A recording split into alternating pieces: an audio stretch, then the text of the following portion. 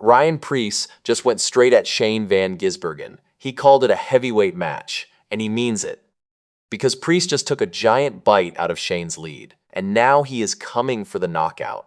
But there is one thing standing in his way, and it might be his own mistake from earlier this year.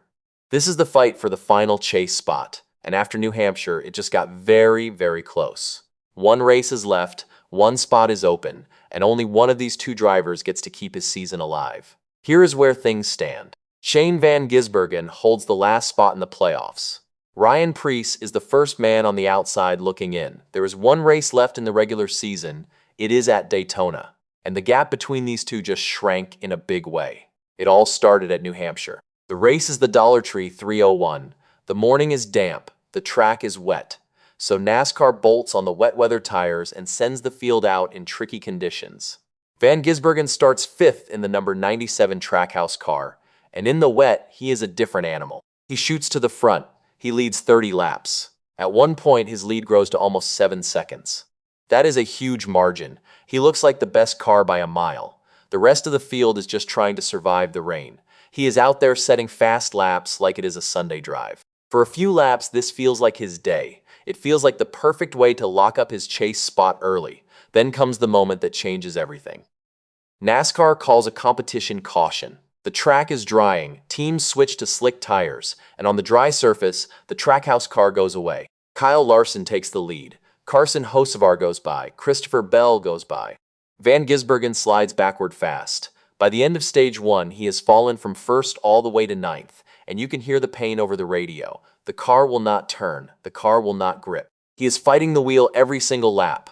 "I'm at a loss," Van Gisbergen says. "I have so much shuddering. Tight, loose, there's just no grip."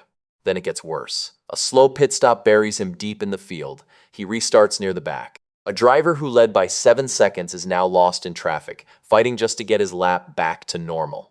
Think about how fast that turned. 1 minute he is untouchable. The next minute he is stuck behind cars he lapped earlier in the day. That is how quickly a good day can slip away. To his credit, he does not quit. He claws forward. By the end of stage 2, he is back up to 15th. But the damage is done. He crosses the line in 20th. Up front, the day belongs to Ryan Blaney. He makes a bold call to take 2 tires on his last stop. It works. He holds off a late charge and wins the race. But the win is not the story that matters most for the chase. The story that matters is Ryan Preece. While Van Gisbergen struggles, Preece runs strong all day. He is fighting for a top 3 finish. He looks like a real threat to win. Then the final round of pit stops flips the script. That last set of tires just is not right, and the drivers around him get the better of it. Preece fades a little and finishes 9th.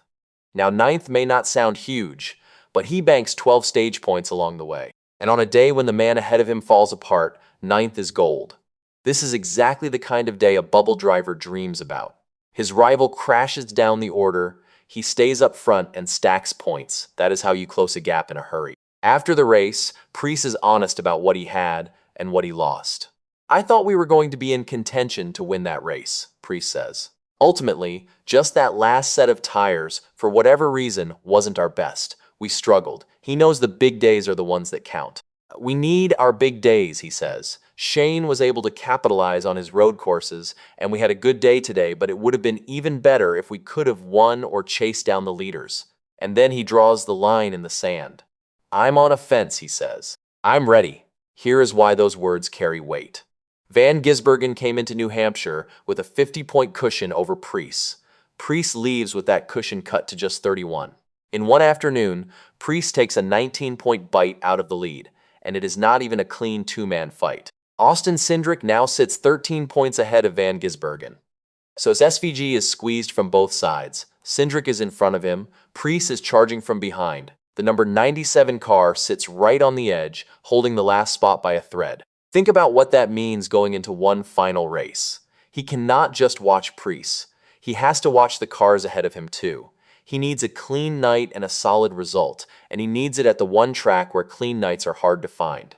Van Gisbergen knows exactly what went wrong, and he does not hide from it. "Tough day for what we needed," he tells NBC Sports.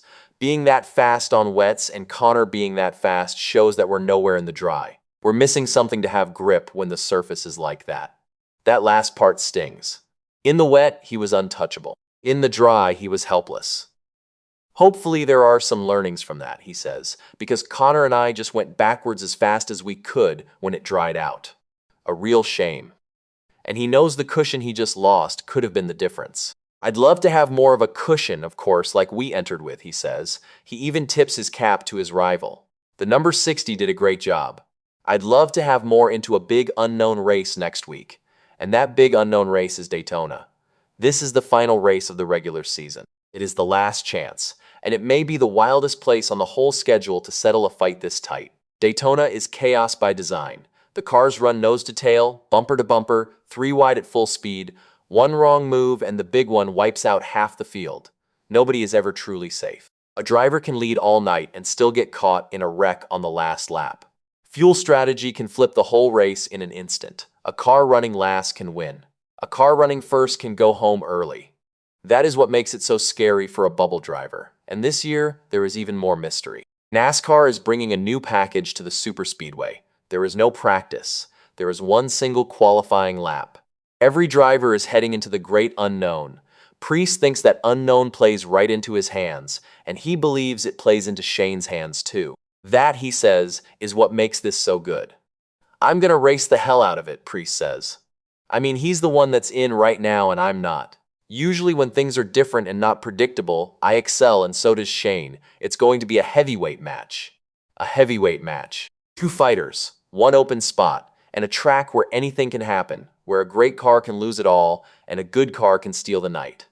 And history says buckle up. Look back at this year's Daytona 500. Van Gisbergen started 13th and finished 30th, a lap down after getting caught in a big wreck. Preece got swept into a last lap crash and slid across the line backward. Daytona has already bitten both of these men once this year. Do not forget how Preece started this season. He won the Clash at Bowman Gray Stadium. It was a bright, loud opening statement. But he still has not scored his first points-paying Cup win. And there is a painful catch. A penalty at Texas cost Preece 25 points earlier this year. If he misses the chase by a small margin, that lost 25 will haunt him. Look at the math again. He trails by 31. Those 25 points would have made this a coin flip. Small mistakes can grow into giant regrets. Van Gisbergen has his own story. He owns 2 wins this year, both on road courses at Sonoma and Watkins Glen. He has even grown on the ovals, with strong runs at places like Nashville. He is not just a road course trick anymore, but none of that matters now. It all comes down to one night at Daytona. One race decides who is in and who goes home. The road racer holding on, the bruiser coming forward, and a track that loves to break hearts. Shane Van Gisbergen has the spot, he has the points, he has the edge for now. But Ryan Preece is on offense, he is ready. And he is only 31 points away from taking it all. At a normal track, 31 points feels safe. At Daytona, 31 points feels like nothing. One big wreck, one bad break, and this whole fight could turn upside down in a single lap. So here is the big question. When the checkered flag flies at Daytona, who grabs that final chase spot? Does Shane Van Gisbergen hold on, or does Ryan Preece pull off the shock? Drop your pick in the comments and tell me who you have got.